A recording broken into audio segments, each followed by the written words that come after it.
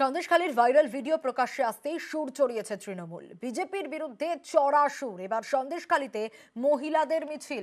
তৃণমূল বিধায়ক সুকুমার মাহাতোর নেতৃত্বেই মহিলারা মিছিল করলেন। ত্রিমণি বাজার এলাকা থেকেই এই মিছিল।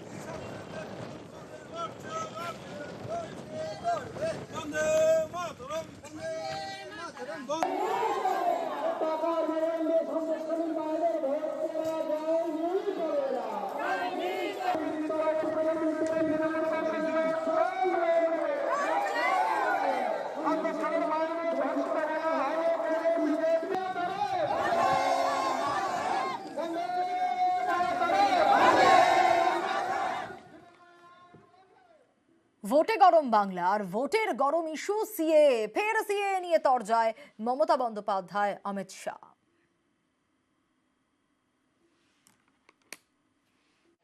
এনআরসি পরিকল্পনা করেছে।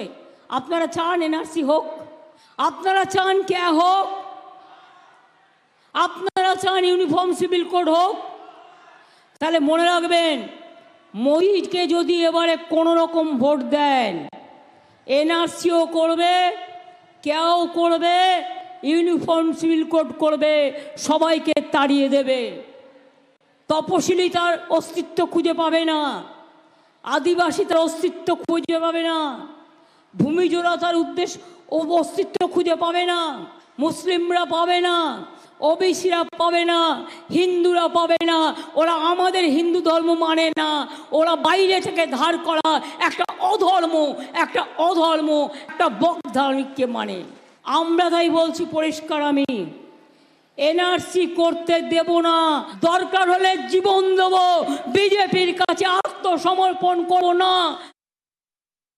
बंगाल से जो हिंदू बौद्ध सिख आए हैं उनको नागरिकता मिलनी चाहिए या नहीं मिलनी चाहिए?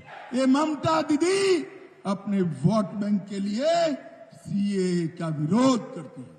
ममता दीदी दुर्गापुर वालों के यहां मैं कहकर जाता हूं, जितना मन करे विरोध कर लो, हमारे हिंदू भाइयों को नागरिकता देने का काम हम निश्चित रूप से करेंगे।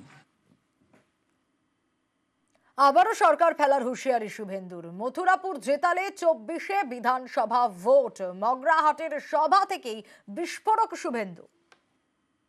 আপনারা যদি মথুরাপুর দেন 26-এ নয় 24-এ বিধানসভার ভোট করাবো, আর ভাইপোকে জেলে পুরবো,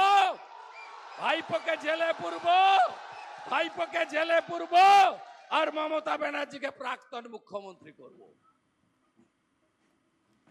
অপারেশন লোটাসের ভয় দেখানো হচ্ছে। শুভেন্দুকে পাল্টা আক্রমণ শান্তনু সেনের। লোকসভা নির্বাচনের সাথে সরকার ফেলে দেওয়ার কোনো সম্পর্ক থাকে না। তার মানে কি এখানে অপারেশন লোটাস করানোর ভয় দেখানো হচ্ছে, নাকি রাষ্ট্রপতি শাসন করানোর ভয় দেখানো হচ্ছে, নাকি আরো বেশি করে সেন্ট্রাল এজেন্সির অপব্যবহার করে জোর করে গায়ের জোরে সরকারকে বদলে ফেলার ভয় দেখানো হচ্ছে? এবং যতদিন মমতা বন্দ্যোপাধ্যায় রাজনীতির আঙিনায় থাকবেন, ততদিন বাংলায় মমতা বন্দ্যোপাধ্যায় মুখ্যমন্ত্রী হয়ে থাকবেন। মমতা বন্দ্যোপাধ্যায় ততদিন প্রাক্তন মুখ্যমন্ত্রী হবেন না, কারণ তাকে প্রাক্তন করা সম্ভব না।